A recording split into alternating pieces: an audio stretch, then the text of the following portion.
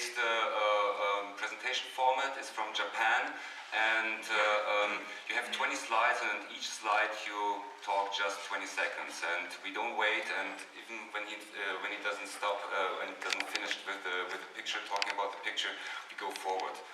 And so he has to change his attitude, and also has to put the story on the picture. I think it's a very entertaining format to present the idea, and the idea was as well not to present what they do and that they are all creative, this we know, and that they're all working pretty hard, this we know, and probably know as well for whom they work, or maybe they work for themselves, but we were asking more the question what they think is art in games, or games with art. And what is the personal idea, how they approach this problem, even if it's a problem, I don't know. We have wonderful guests here, and thank you for this interview. It was very good. I didn't understand anything. Maybe we can repeat this in Berlin, to make a kind of an interview in Berlin at the Amaze Berlin Festival. Maybe we can talk later about this. It would be great. In English, please. Yeah, I'd like to welcome here on stage with me Dino Dini, game designer, programmer. He's a specialist in football games, I've read. That's right. And his titles are like Kick-Off, Player Manager, Dino Dini's Goal. And I always was asking myself, is it an artist name, Dino Dini? No, is it an artist name, Dino Dini? Oh, really? It's an amazing name. I love it. Now he teaches. Oh, okay. Sorry. I'm not finished yet. Now he teaches game programming at the NHTV Breda University of Applied Sciences, and he likes to do more games by himself, right? If you have time. Cool. Welcome, Dino Dini. On the other side, there is Mario von Rickenbach. He's from Switzerland, and he's game designer and interaction designer, and he's very well known for his artistic and celebrated games in the whole indie world. His titles are like Rakete, Crowdscape, and Mirage. Please welcome Mario von Rickenbach. And on my side, David Calvo. Did it say it right? From France. He's a writer and a game developer. He works at Ankama and releases regular own titles, like the last title in 2013 was Starlay. Very good. Please welcome. So, title is Make Art with Games or Game with Art. I'd like to have you as the first presenter, Dino Dini, and you just can stay here. Because I have to press every 20 seconds. I have to press myself because I didn't find the program. Oh, okay, you have to see the slides as well. Okay, then stay beside me, or just a moment. It's a little bit improvised, but are they?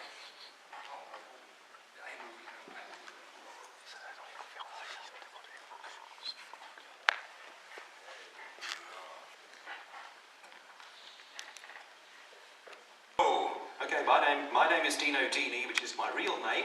I've got Italian parents. Okay, I'm going to talk to you. I'm an indie game developer. I'm going to talk to you about games and art. I'm kind of passionate about both. And when I was practicing this at a clock, and I don't have it right now, so I'm kind of now waiting, as you are. Video games and art is the topic that I want to discuss here. Are video games art? A very important question. Because it also affects the way that we're treated by governments and things like that. And I've been wondering about this for a very long time. I think they're art. I think by the end of it, I'll convince you that they're art too, and if you already believe that they're art, then you'll have maybe an argument that you can use. What is art is a very good question to ask, though, if we're going to discuss this. Of course, this has been discussed by philosophers throughout the centuries. I'm going to give you a definition of art, because I'm that arrogant, and maybe you won't like it, but I don't think you can really disagree with it. At least, I haven't found anybody yet who's convinced me that it's wrong. So this tried and trusted definition of art is about to turn up in approximately 10 seconds. We'll see what you make of it. All right, here it comes.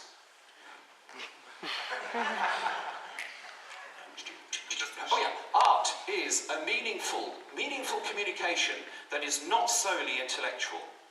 Try it out. Maybe you don't like it at first, but believe me, it does work. It's useful. Most definitions that are good definitions are actually useful. This will help you decide whether something is art or isn't art. So I'm going to try and apply this with a few examples. For example, the statement itself, art is meaningful communication that is not solely intellectual. That statement by itself has zero art component. Could we agree on that? I mean, it's a purely intellectual statement. So with my philosophy here, that's definitely not art at all. On the other hand, the exclamation mark over there, we could argue that that has an artistic component. It is communicating something meaningful, but not entirely in an intellectual way. When you see the exclamation mark, it's going to make you react in a certain way. So I would say there is some art in the exclamation mark, no art in the statement. Here's another example. That is everything you need to know about music theory if you're a guitarist, apparently. And you should start with the bottom things and work your way up. It's talking about an art form that is entirely intellectual. There is no actual art contained within that. On the other hand, we could switch to this guy, who's one of the greatest jazz musicians who ever lived.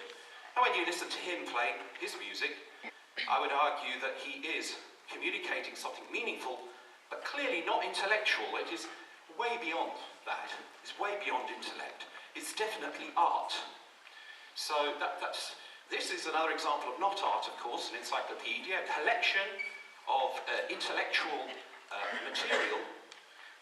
The art content in that encyclopedia is going to be very low as an art form. It may contain art, it may talk about art, but in itself, it isn't an art form. On the other hand, we've got, now, forgive me here, I wandered lonely as a cloud that floats on high over vales and hills, when all at once I saw a crowd, a host of golden daffodils, beside the lake, beneath the trees, scattering and dancing in the breeze, continuous as the stars that shine and twinkle in the Milky Way, they stretched in a never-ending line along the margin of the bay. 10,000 saw I at a glance, tossing their heads in sprightly dance. It's text, but it's art. More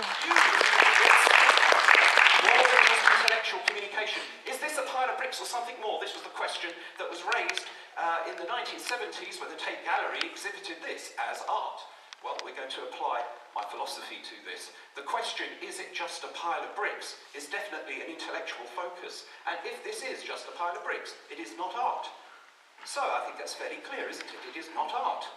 However, there is a problem, fortunately, because I'd like to call that not art. We cannot, because is there something more? That something more is the fact that this work of art created such anger that there was actually somebody who came with a bucket of paint and to deface this thing. It created a lot of outrage. Well, if it created a lot of outrage, it was communicating something meaningful beyond the intellectual, and so unfortunately, it is art. We can actually say that everything that we do can lie on two axes. There is the intellectual axis and there's the art axis, and I've kind of randomly tried to distribute different things like that. Painting, mostly art, some intellect, newspapers, very little art, mostly different range of intellect depending on which paper you read. What you can do is draw a line and say, if the thing that you do is on the vertical axis above the red line, it is art. So I think that kind of works for me. Painting is mostly art, architecture has art, newspapers not really art. Where do games lie on this? So, any moment now, I would say games are something like this, on average. You can certainly have games that are not art, but I think the majority are.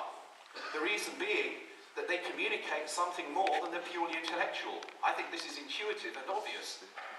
is it not? It is, after all, a form of play that creates within people some kind of feeling that you cannot intellectualize 100%.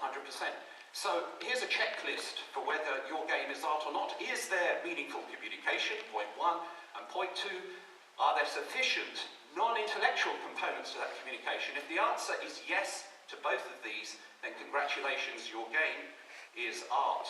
There is, of course, more to this.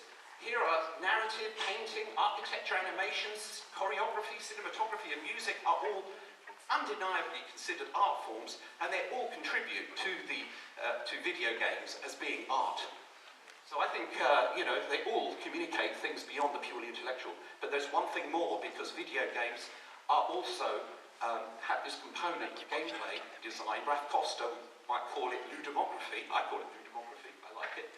It communicates something beyond purely the intellectual just through the gameplay design itself. So therefore, QED, no doubt about it, games art.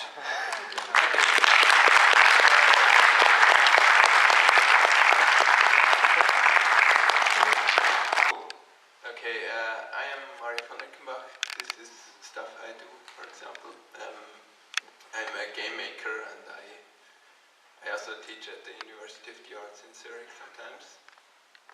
So if you ask me if games are art, I probably do this, what you see in the next picture. I don't know. It's not working. Okay, we have to start again. Sorry for this technical problem.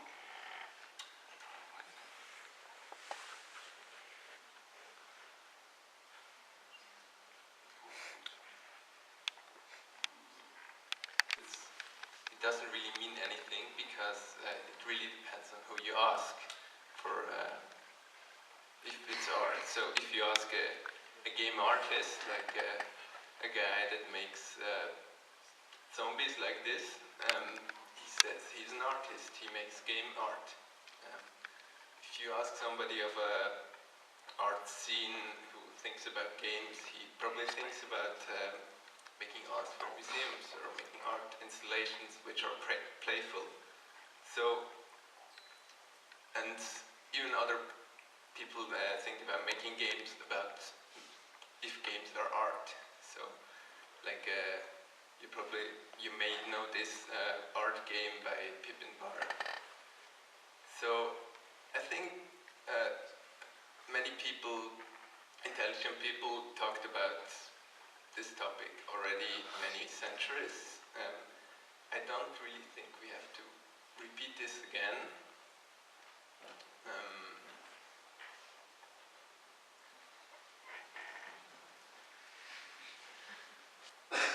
20 seconds are pretty long. Yeah. I think discussing about art when talking about games is mostly very distracting from the actual content of the games.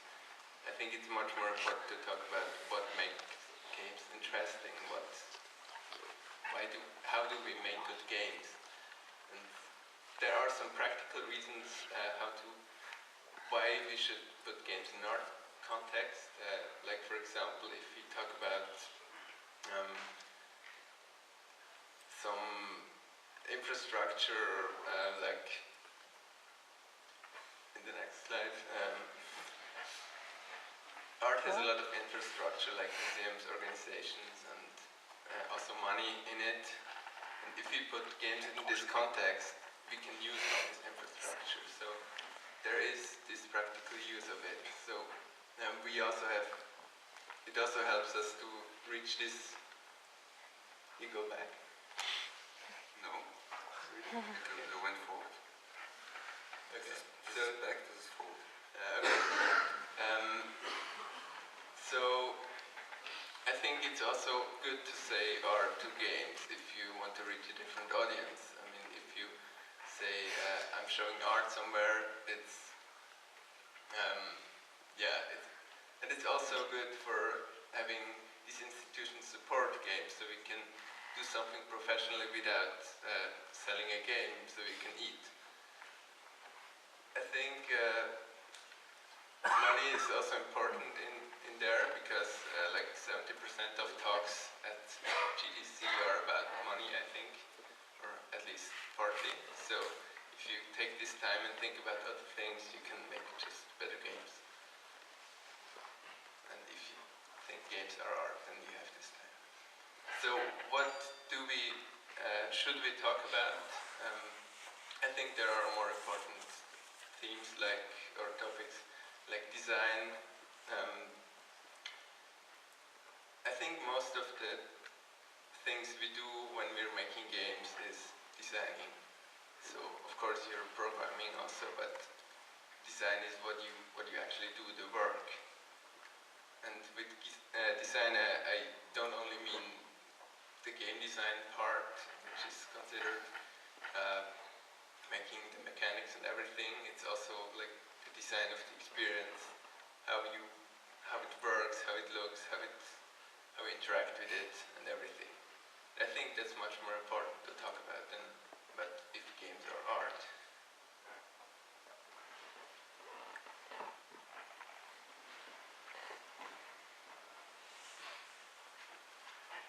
Another important thing to talk about is games that show things that only can be shown in games, like games that have their theme in the mechanics.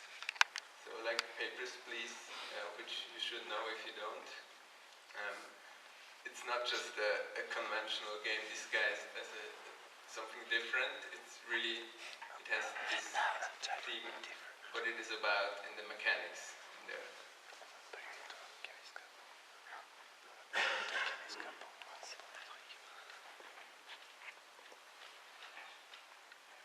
And also, we should think about games that doesn't make us feel stupid.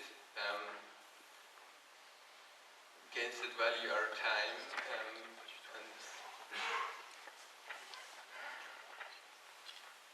we also should think about games that show different perspectives, or games that are made by people who have different perspectives on anything. I think all these things are much more important than knowing if games are art or not, because that's just an intellectual discussion and not really something that helps us make better games. So I think we should focus on making good games, and if at the end we make art with it, that's okay, that's good. There are practical reasons, like I said, but at the end, I don't care.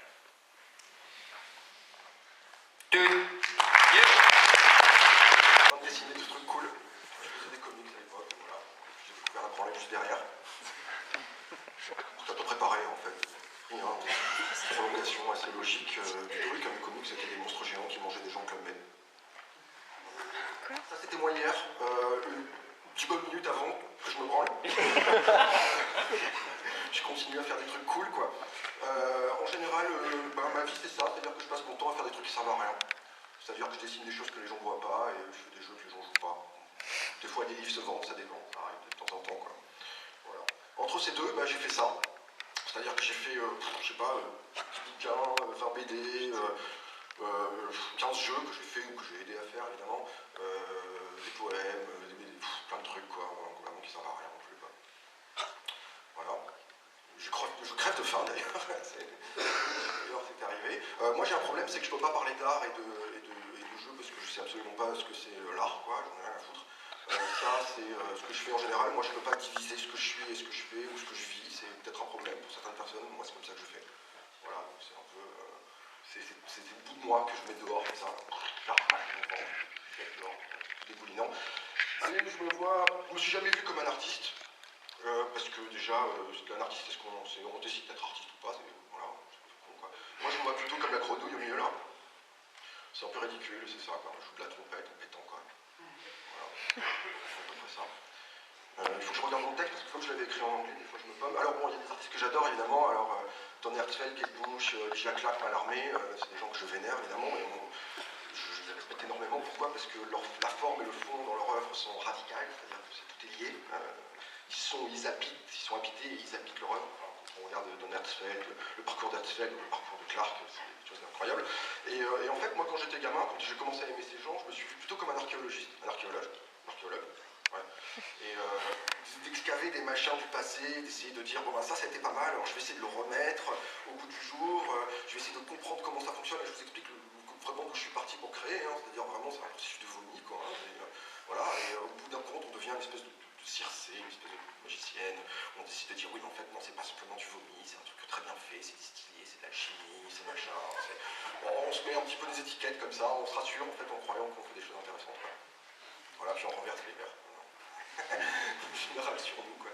Voilà. Donc ça c'est moi à 60 ans, 70 ans, j'espère. Moi j'étais beaucoup trop paresseux pour être archéologue, j'étais beaucoup trop paresseux pour faire de l'histoire de l'art. Moi tout ce que je voulais c'était essayer de comprendre les mystères de la vie, essayer de comprendre ce qui était plus loin que moi, quoi, qui était au-delà de moi. Quoi. Voilà. Et je me vois comme ça, une espèce de génie du mal, Morgoth ou Darkseid, voilà, c'est quelque chose qui est entre la mégalomanie, l'égocentrisme et le psychopathie sociale. Quoi. Ouais, c'est à peu près ça. Je sais pas quand je sais plus ce que je dis là. Ouais. Bon, d'accord, tout va passer. Je suis psychopathe, social, machin, je suis où ouais, voilà, donc globalement, moi, tout ce que je vois dans ces histoires-là, c'est d'essayer de toucher l'invisible. À un moment donné, ce processus d'assimilation et de régurgitation, c'est quelque chose qui est nécessaire pour essayer de trouver autre chose qui soit mon propre ventre. C'est d'essayer de voir une espèce de qualification de l'invisible. Et les jeux, parfois, y arrivent. Alors bon, il m'a croppé l'eau, c'est dommage. Quoi. Mais bon, ça, c'est mon jeu préféré. Et pourquoi c'est un jeu qui m'a montré qu'il y avait quelque chose de plus grand que le jeu, quoi, tout simplement. Quoi. Et ça m'a fait prendre conscience d'un truc très simple, c'est que pour moi, les jeux, c'est quelque chose, le terme de jeu, c'est quelque chose d'assez ridicule. Et on a tendance à se masquer, pour moi en tout cas, là je vous parle vraiment de trucs hyper perso, hein, que en fait les jeux c'est des artefacts, les livres c'est des artefacts, tout ça c'est des machins, c'est des produits pour les projets occidentaux, quoi, on s'en fout, quoi. Le problème, ce qui est à l'œuvre, ce qui est important, c'est la notion de jouer, quoi. Bien sûr qu'un jeu pourrait être une œuvre d'art, bien sûr qu'un livre pourrait être une œuvre d'art, mais ce qui est important c'est jouer, donc ce qui est important c'est le game design, quoi. Ce qui est important c'est de comprendre que l'observation d'un système sous contrainte, dégager des relations entre des éléments, non pas les éléments eux-mêmes, mais la relation entre les éléments. Et là je parle quasiment de choses ésotériques, quoi. C'est ça qui est important pour moi, et c'est de ça dont je me sers en fait dans mes ateliers avec les gamins, pour stimuler une créativité qui pour moi est morte en ce moment chez les mômes, quoi. C'est-à-dire on n'arrive pas à leur faire comprendre que ce qui est important c'est d'observer les choses, de percevoir les choses, de les assimiler, de les renvoyer et de les recommuniquer au monde pour pouvoir que les gens qui les reçoivent puissent créer des choses dans leur tête, puissent créer des liens, puissent créer des émotions, des choses comme ça, quoi. Donc évidemment la poésie c'est la base. Alors la poésie, moi je dis que je suis poète, mais enfin je veux dire, je pourrais dire autre chose, je peux dire que je suis camionneur, c'est pareil, quoi. D'ailleurs les camionneurs sont poètes, bon ça c'est Crazy Cat, c'est mon idole, quoi. Dire qu'ils chantent n'importe quoi, on s'en fout, l'important c'est de chanter, quoi, l'important c'est d'y aller, quoi, l'important c'est de sortir ce qu'on a, et de se mettre en jeu, de se mettre en danger tout le temps, et un jour on s'écroule, parce qu'on est fatigué, parce que tout le monde s'en fout, quoi, et qu'on fait des choses de plus en plus personnelles, de plus en plus violentes, on refuse la compromission, on ne veut pas y aller, et on se dit mais non, et on voit tous les potes réussir, et on se dit mais non, moi je vais rester punk, j'y vais, et puis bah voilà, on fait comme ça, quoi, mais quelque part, je me dis que tout ça, c'est ce qui rend la vie plus intéressante que l'art, quoi. Et ça, c'est Fluxus hein, qui dit ça, c'est pas moi. Hein, l'art, c'est quelque chose qui rend la vie plus intéressante que l'art, tout simplement. C'est-à-dire que la vie, l'art, c'est un processus qui peut être le game design, qui peut être quelque chose qui stimule la créativité, qui permet de comprendre comment on associe des éléments, quoi, et qui nous permet d'accepter qu'un jour, tout ce qu'on aime disparaîtra, et que tous les gens qu'on aime vont crever, et qu'on va crever aussi, quoi, et que voilà, et qu'il n'y a que ça à foutre de toute manière, quoi. Et le reste, ça n'a aucune importance, quoi. Voilà. Because when we started being independent a while back, we didn't know how we could make the game known and attract people to us, and actually we're getting on some type of games that we love but we didn't know how to make. Before we get into the details, what I want to say is it's not a marketing tool, it's a development philosophy. So if you want to go for participative design, it's something that you have to structure your whole code around. We'll look at two things. One is why we did it when we started, and maybe some of you could identify to that, maybe not. and also what tools that we used to really make it concrete and make it work. So, just to go back at the beginning of Amplitude, where it was nearly 3 years ago, we were from big teams, basically. We worked on big games. We're extremely lucky to do that. But after like 15 years of really big development, sometimes what you want is to go back to the roots of the reason why you were in games at first. And that's why we decided to go our own ways, to make Endless Space, and now we're working on Endless Dump, Legend, and Dungeon of the Endless. We're 7 guys at first, but now 32 guys. So, but there's one thing that we knew in that gap is, as I said earlier, we didn't know how to make these games. We love them, but we didn't know how to make them. And that's why crowdsourcing was for us an issue, possibility. Also, if we go back to 2010, the two main possibilities were either we're doing publishing and give your soul to someone who knows to sell it and actually tell you maybe what to do. After like 15 years in big publishers, we're not sure we want to go that route, and at the same time, we're actually not sure. Like, we didn't know any sane publisher who really would want to make our games, sell our games. So then we thought about crowdfunding. 2010 was becoming popular. It's not as popular as today, but it was already being shown as being the way of the future. There is a few things with crowdfunding that we were quite afraid of. One, the uncertainty, because you never know actually if you reach the high level. I mean, nobody knew about us, so we didn't have the right things for that. The other thing is, we know that we wanted to be agile and we wanted to propose a game, but maybe we could evolve it and change it after a while. So if people back you for a game that is not the one delivered, how will they react? And we're really afraid of that. So that's why we didn't want to go for that. And we decided to go for crowdsourcing. At the time, we didn't find any real examples in games of games being made with crowdsourcing. Although in finished games, you can see a lot of already for a while already involvement of the community.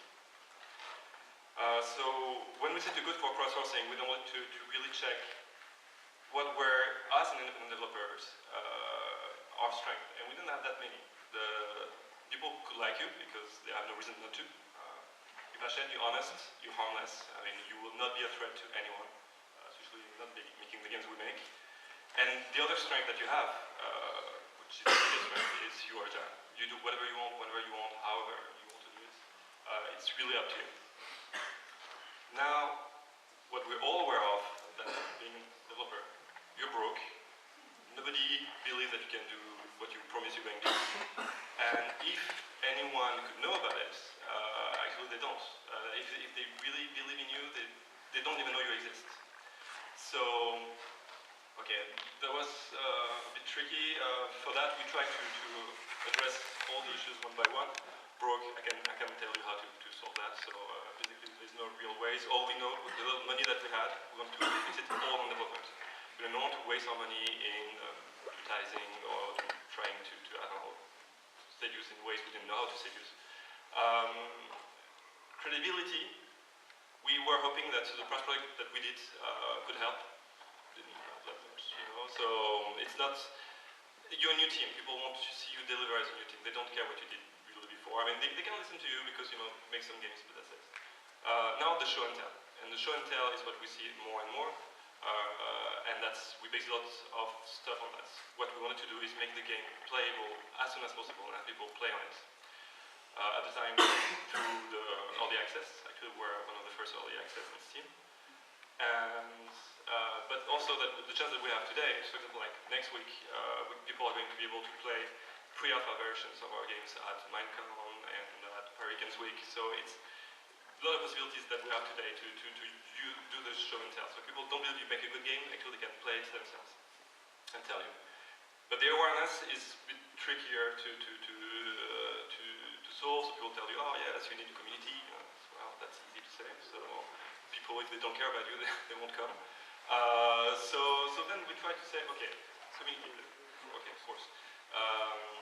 Who is my community? Who will be my community? Who are the guys who will like my games? Where are they?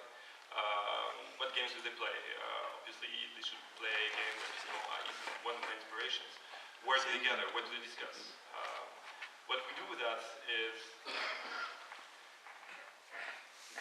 the last question is, okay, it's fine, you know what they do, where they are, now you have to recruit them. To recruit them, what we did, and that's for us the essence of the crowdsourcing, is to basically make a pact with them. We come very genuinely to them and tell them, okay, I want you to love what I do. What I promise, what I'll do if you want to come with me, is I'll give you what I have most precious. And for me, that's my game design. That's, I have a game design, I'll show it to you even before the game starts. And I'll listen to what you have to say about the game and we'll try to implement it.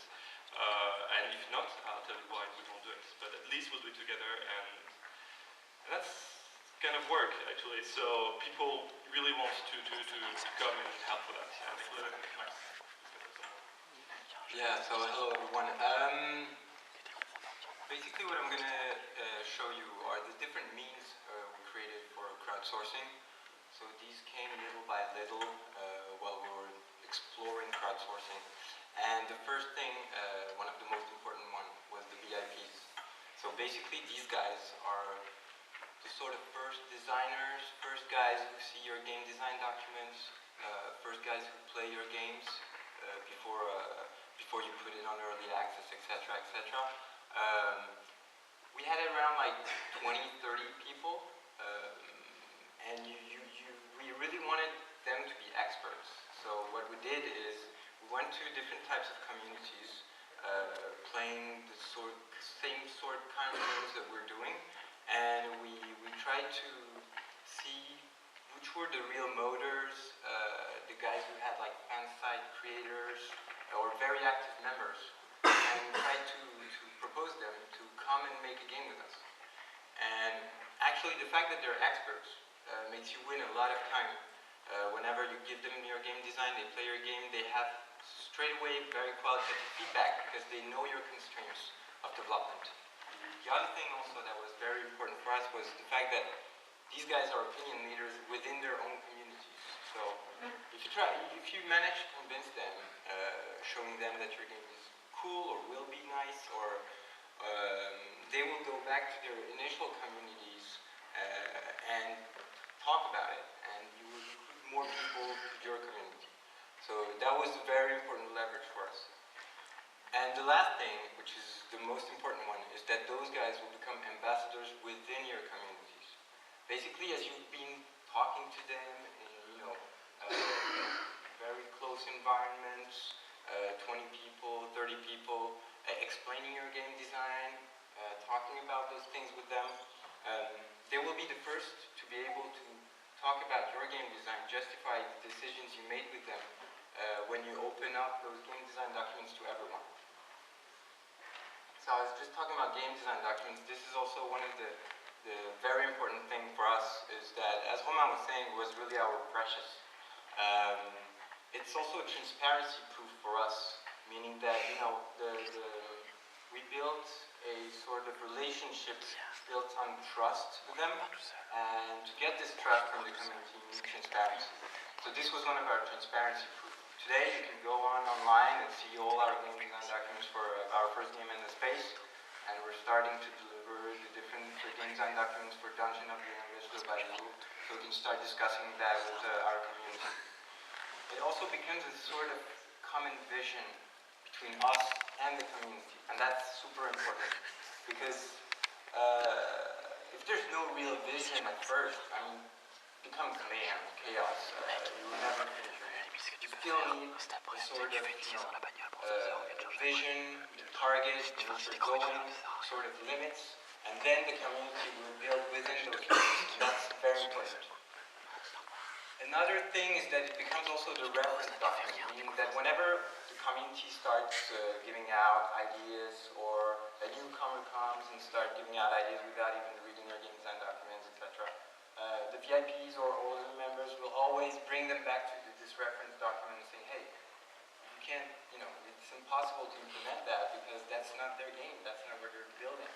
If you want to give out cool ideas or maybe give complete constructive ones, if you change that thing like this, maybe they will listen to it or understand it better. And one of the most important things as well is that it gives out constructive feedback. As they have limits, already sort of reference documents, they're not going to give you out crazy ideas like, hey, come on, let's make a level on soccer games in a space game or something like that. So they have this limit, and it makes feedback constructive, and it makes the discussions way more richer. The third mean that we had were roadmaps, so we're seeing a lot of those on different websites, indie developer websites, but even bigger publisher websites. For us, it was also a transparency proof. It was we wanted to show our community where we were, be transparent with them, show them what we achieved, what is the next achievement. For us, it's really educational, meaning that a guy who doesn't really know about game development will say, hey, but you can make this feature, you can make this faction, or you can make this hero, but he doesn't really understand the constraints in production we have. So with this roadmap, what is interesting is that he will see little features that will accumulate and make the feature he's really talking about. So it's educational. The more the guys understand your constraints, the more their feedback will be relevant, and the more they'll be positive, and the more the whole community will be created. The final thing, which was pretty interesting as well, is it was a nice way to tease on some features we were working on, because we always wanted to show the previous achievements we did for certain categories, but also the next ones. So sometimes, community was happy to, hey, there's something new coming up, we didn't hear about that, etc., etc.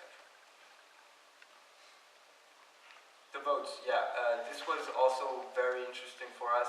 Basically what we had at the beginning was a forum, game design document, so like quite hardcore stuff, and we wanted something more accessible for anyone, just like in 2-3 clicks, have the feeling of, changing something in the game, making a big decision on something that will be in the end game you're looking at. So for us, votes was accessible, fast. All the votes we did, we wanted them to be real game changing. So here we have like the faction for the expansion pack, it can be art designs, etc. Today I think we have over 70 different votes for endless space, and all those have been integrated in games.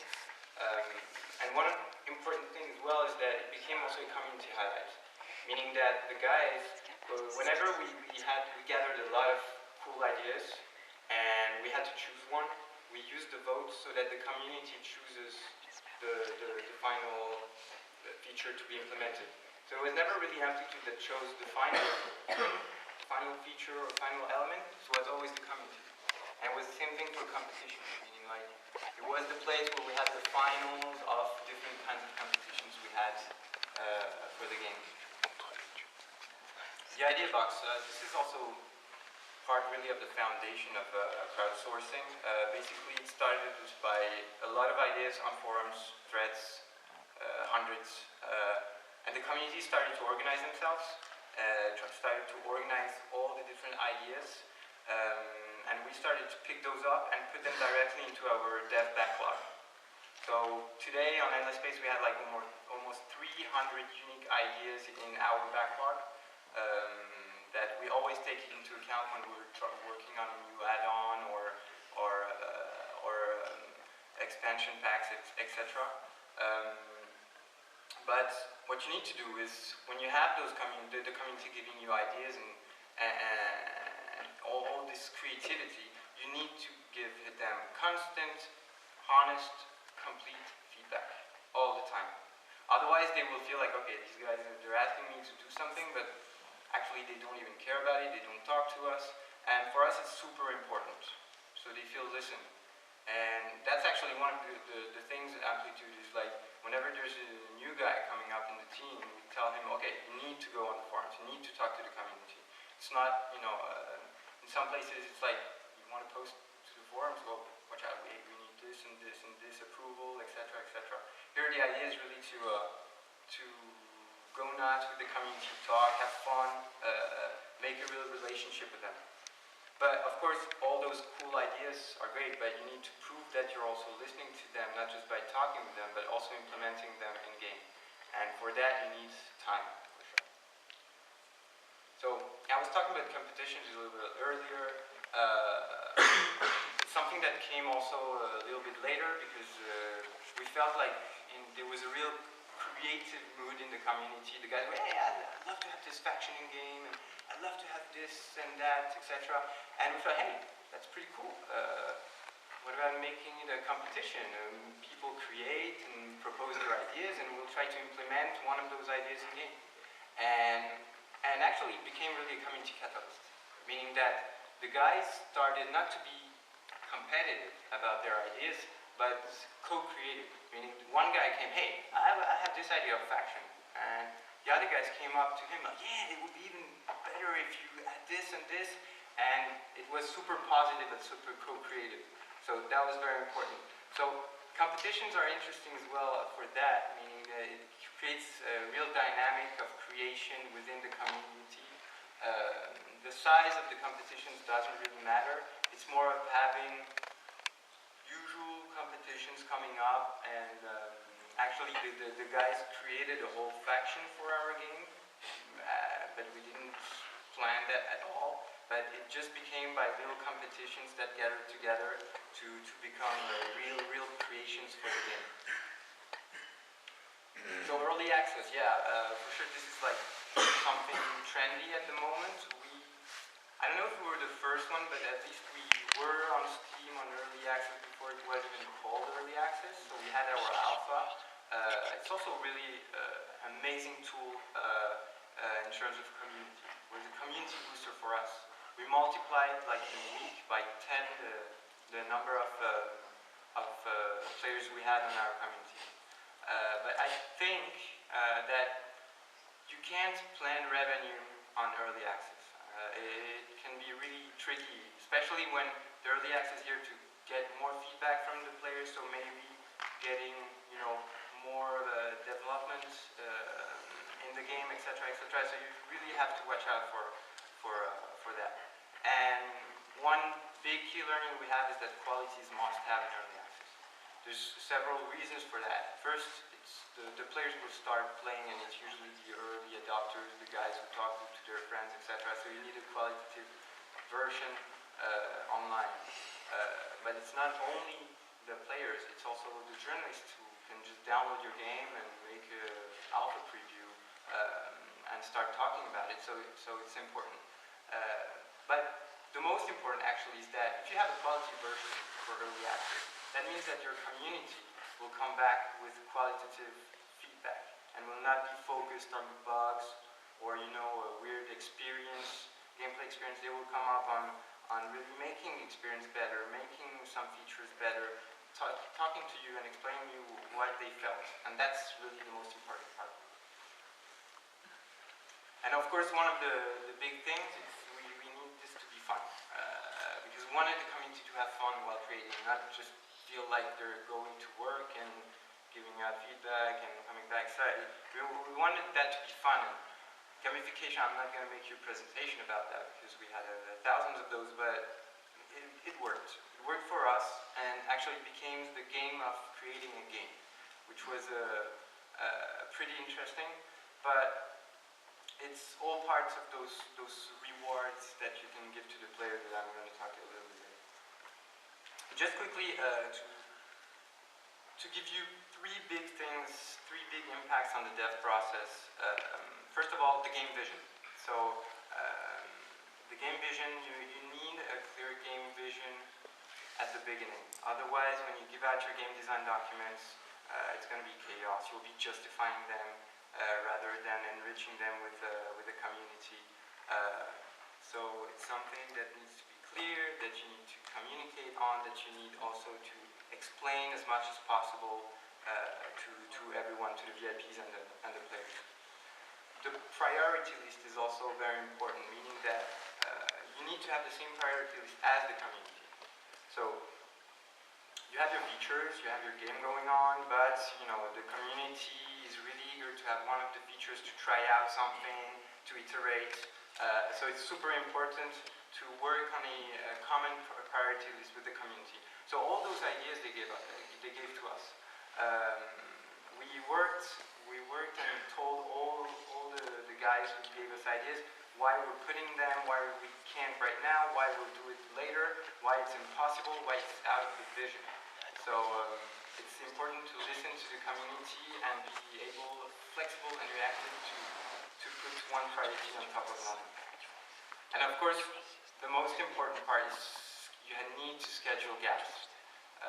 That's something we did really early on when we started to think about this, is that, okay, if we really want to go for it, if we really want to do it, we need, in our development planning, gaps to implement the community's features, because we won't be able to do it if we have a really strict planning, you know, you have always crunch periods, events, really always timing problems, so you need to schedule those gaps in which you will add all the features from the community.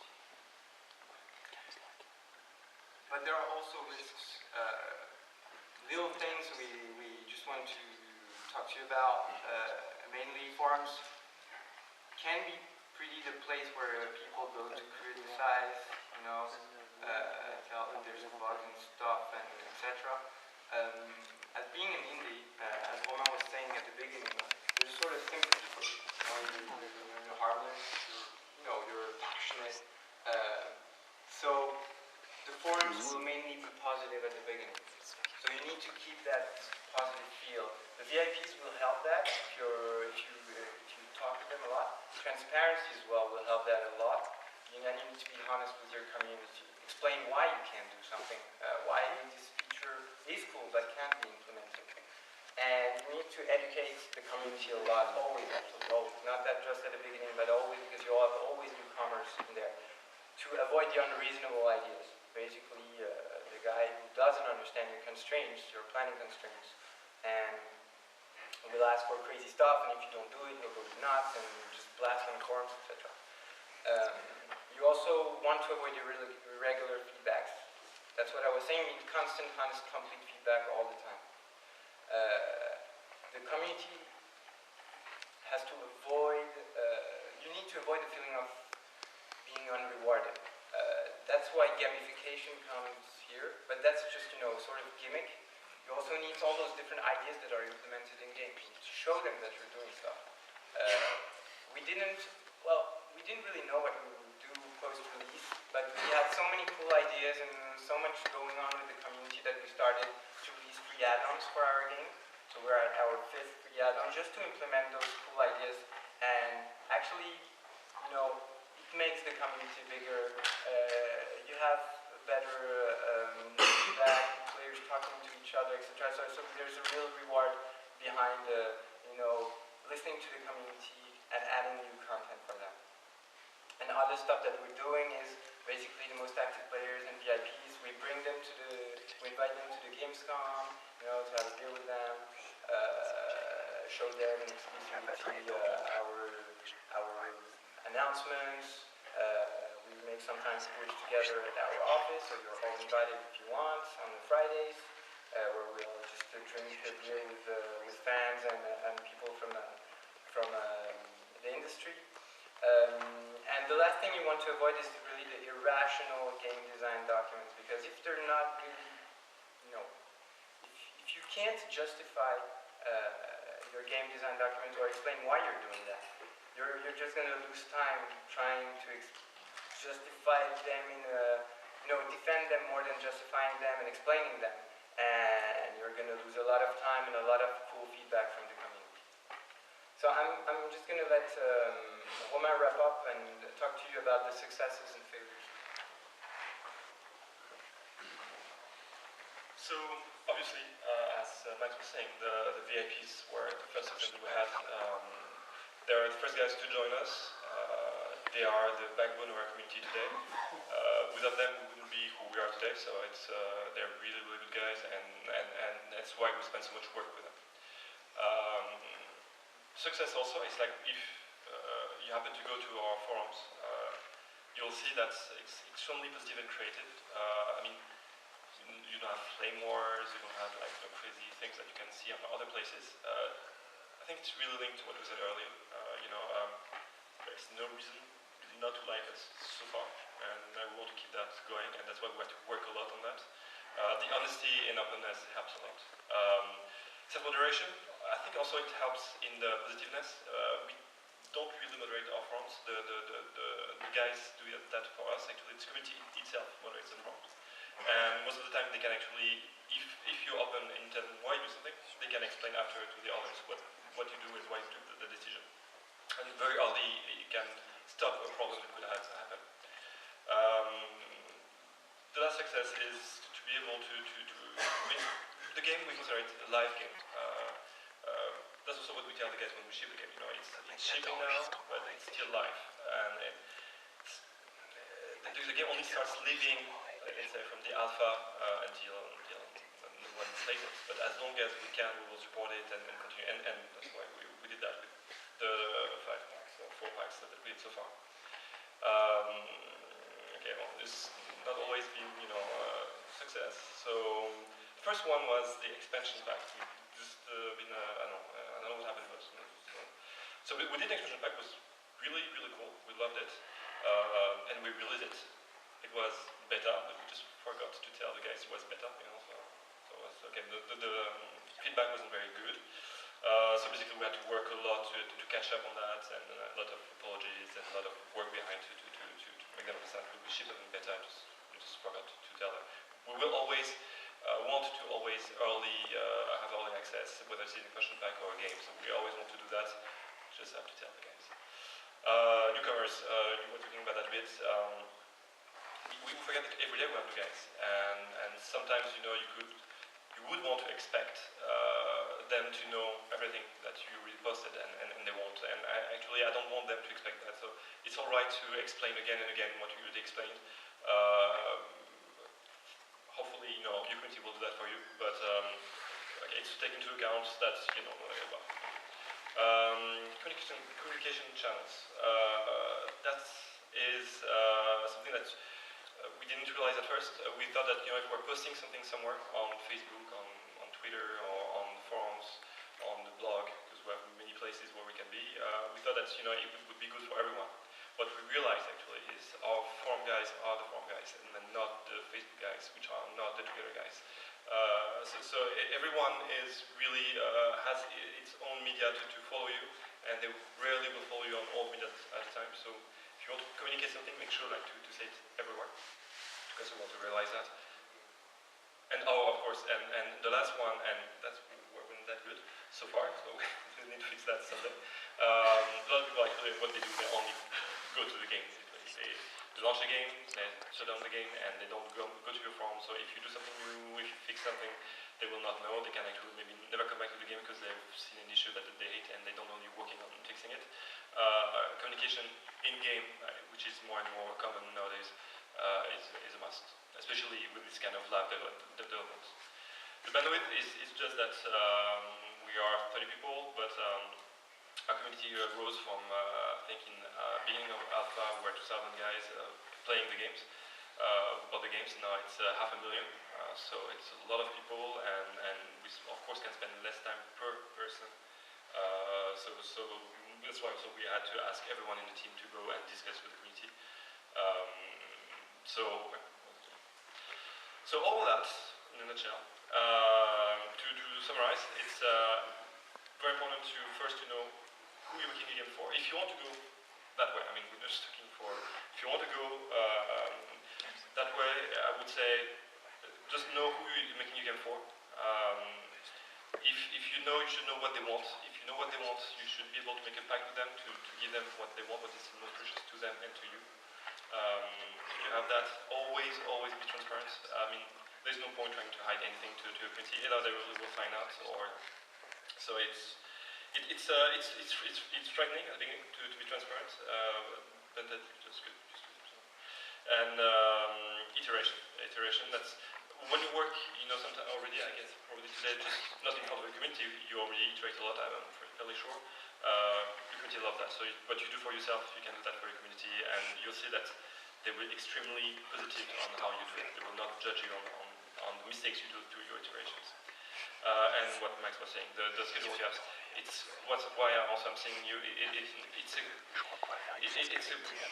a development process. It's not a marketing tool. So your whole team must be built around that. And if you don't plan time to include the community feedback, it's useless. So it's very important. Well, so for us, we'll continue with that. Even before the end of the year, we hope to have the next iteration where we want to really push forward on that. We want to play a lot more on the interaction between the team and the community. Yeah, there's a lot to do still. There's a lot to make it even more of a game to play and making the game. And yeah, that's basically it. So I hope we'll be able. I hope we convince you that maybe there's another way, so that you can try. I hope you maybe you're really trying it. And that's it. Thank you very much.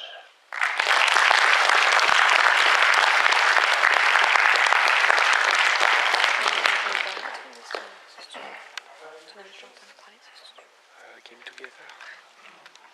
Doing a lot of trials, etc. So that's enough. So I just switch, and some of our customers, that's an old slide, some of them are already dead, but we got new ones, of course, and yeah, we are working a lot with indies, and we got few new ones in Angoulême, like Equilibre, Noego, etc. And yeah, big ones like Amplitude. We were really proud of this project and the following ones. That's really a great team, Paris, and really creative. So we are really proud of being part of the Amplitude projects. Otherwise, we got a lot of credits from AAA to really small indies games like My Baby. Yeah, I have recording my kids during the summer with a lot of microphones, and it was with Martial Dancing Dots, which is not there anymore, but yeah, we've done quite a lot of games. And recently, yeah, the most recent one are all the Cyanide games, most of the Focus Home interactive games, and of course Amplitude, and a lot of indies, because we got a lot of young companies here, which is pretty cool in France. Quite a lot of new indies, fresh blood, and new ideas. And that's it. I mean, we got a new office in Brazil, because there's a lot of Latin American requests for localization. So I got one guy here. And I'm also part-time teacher at the Engmin on sound design and audio engine programming. And that's it. Sorry. It was really related to Pac-Man, and in Pac-Man, a very important thing is the waka waka waka waka waka waka. When you listen to this sound, you know that it's Pac-Man, and the sound is incredibly good. And we wanted to make something, of course, different, not copy Pac-Man. And so but we knew that having the waka waka was absolutely necessary, something like it. And we had this idea to make procedural music.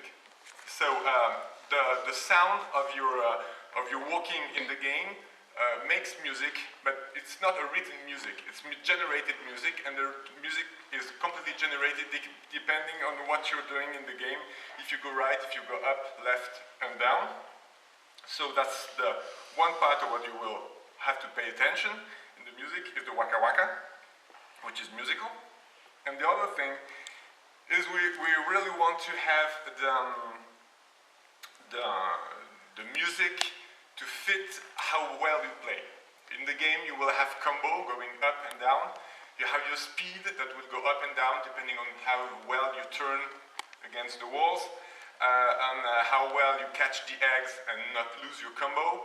And depending on all of these, the speed you're running and how high is your combo will mix the music differently. And at the end, the music is completely mixed at runtime depending on how well you play. And the funny thing is that, for example, yesterday we had a big focus test with tens of players, and I was just behind the screen, and just by listening and paying attention to what I heard, I knew if they were performing well or not. and that's what the focus is on the thing. So I just show you a short sneak peek. It's not meant to be shows it's work in progress. In this video it's accelerated for some reason, and just to give you an idea.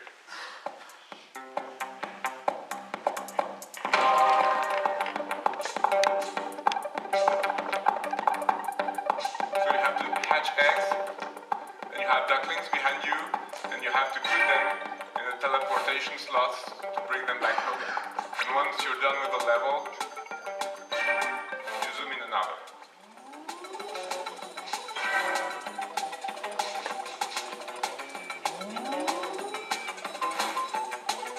So you have the mix between the sound of the plus the music, which is as faster when you're playing well and slower when you're playing not well. And everything makes the music that you will listen in the game. Okay, that's it. In electronic entertainment. So the idea is to combine this old idea of social communication with the relatively new idea of culture jamming. So on one hand, using games as forms of communication to spread alternative messages. And this is a game that I made for a stem cell research referendum. So it was kind of like almost like a flyer or a video, so it was very straightforward, a game with a message. And on the other hand, using games kind of like a deconstructing game or messing with the language of mainstream games, kind of like be a kind of like a remedy against the idiocy of mainstream games, the stupidity of mainstream games, and kind of like responding or reacting or questioning mechanics we take for granted. So this is Fate Fighter that came out a few years ago, which is a kind of like a twist on a, well, not really a twist, but kind of like a riff on a fighting game in which instead of having this kind of like sexualized, ethnicized caricature of fighters, you have kind of like caricatures of religious figures fighting against each other as they do in the real world, but they are monster-sized, and every time they fall, they destroy the world, the human world behind them. Anyway, this is another example. Today is going to talk a little bit about crowdfunding, a little bit about other ways to fund video games, but what we will not going to talk about is getting money from publishers, mostly. And is it easier to talk to them? Is it just different? Do you have tips on communicating with people who are not necessarily used to the process of developing? Well, I can start with Noreen. Okay. Well, I mean, it's difficult communicating to an audience that you don't know. You don't know who they are, really. So that was difficult. But we guessed that some of them were dedicated fans. We knew that some of them would be. We had a sort of idea of what we wanted to say to them, but we spent a lot of time working out what that dialogue would be. We wanted... Mais vu le niveau de qualité des intervenants, je pense que ça va être du high level, comme on dit. Donc, Thomas. Ah. Comment?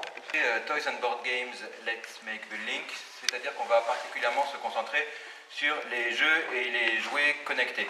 On va les présenter dans un instant, mais voici notre panel d'intervenants.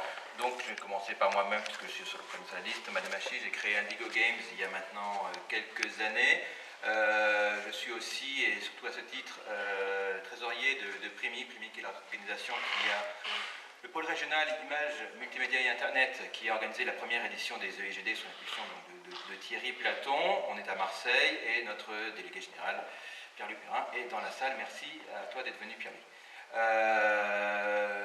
Nous, à Indigo Games, on aime bien travailler avec tout ce qui est technologie, Unity 3D, ainsi de suite. On aime bien aussi travailler avec tout ce qui est Arduino, et on travaille beaucoup avec des associations qui travaillent dans le do-it-yourself.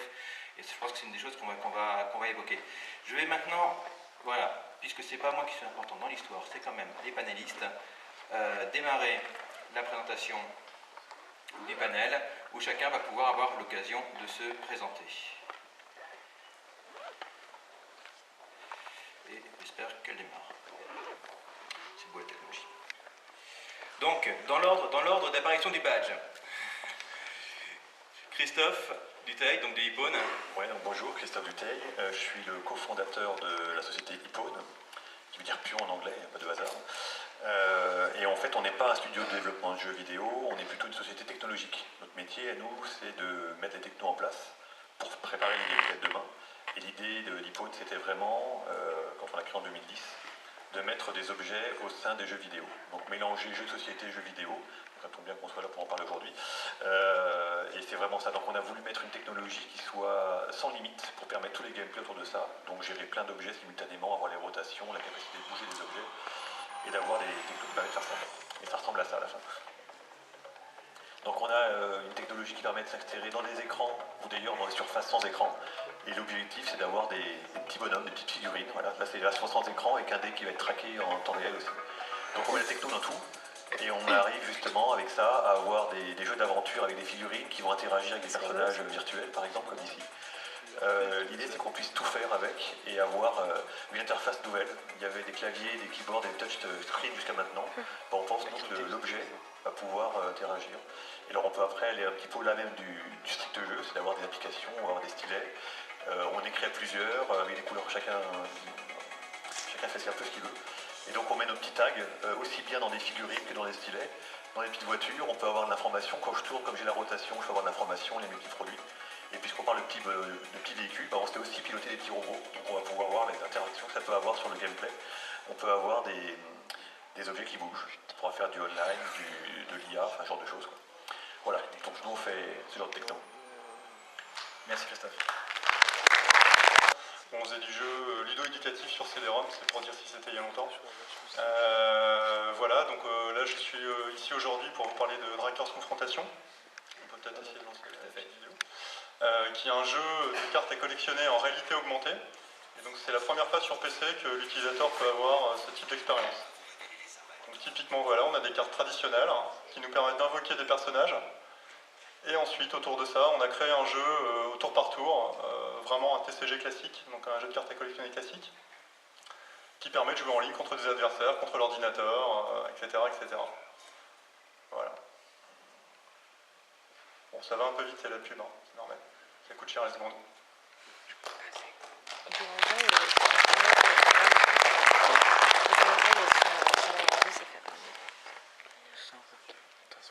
Donc Franck Devim, qui représente Anakai Studio, qui n'est visiblement pas là ou pas encore là. Anakai font des jeux de plateau, connectés. J'espère qu'il sera là d'ici la fin du board pour pouvoir nous en parler un peu plus. Parce qu'il y a très peu d'informations qui filtrent pour l'instant, puisque c'est une que le projet d'organisation qui filtre pour l'instant sur Internet. Alors ensuite, oui, voilà. Fred Rénal. Bonjour, Frédéric Rénal. Je suis surtout concepteur de jeux vidéo depuis très longtemps maintenant, il y a 30 ans. Je suis plutôt connu pour des jeux comme Alone in the Dark ou Little Big Adventure, mais mon autre dada, c'est aussi les jouets électroniques, en particulier connectés.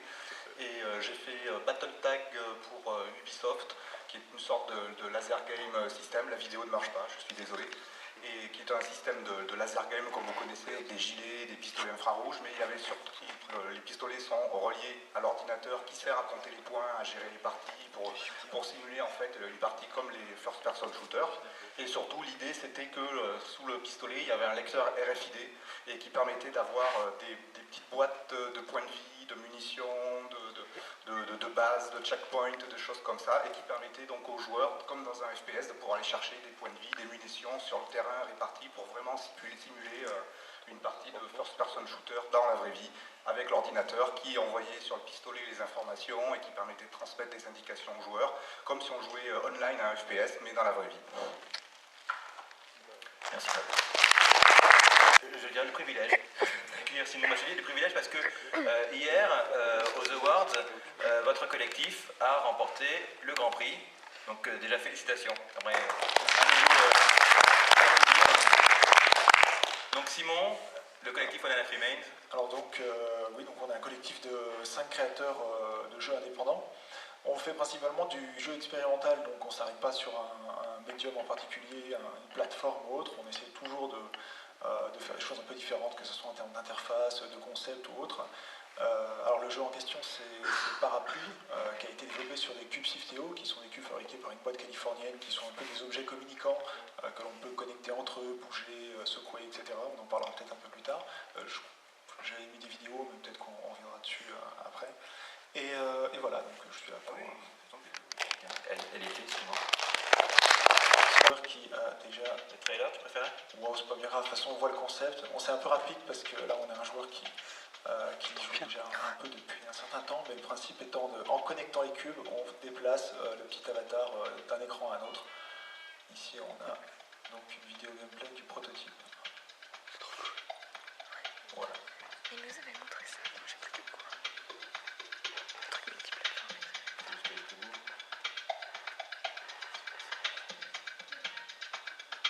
Et il y a une fin, en fait, au jeu. Oui, il y a une fin. En fait, je ne sais pas si j'en parle maintenant ou autre, mais en gros, c'est une course dans un labyrinthe. Le but étant de trouver un parapluie qui est caché dans le labyrinthe.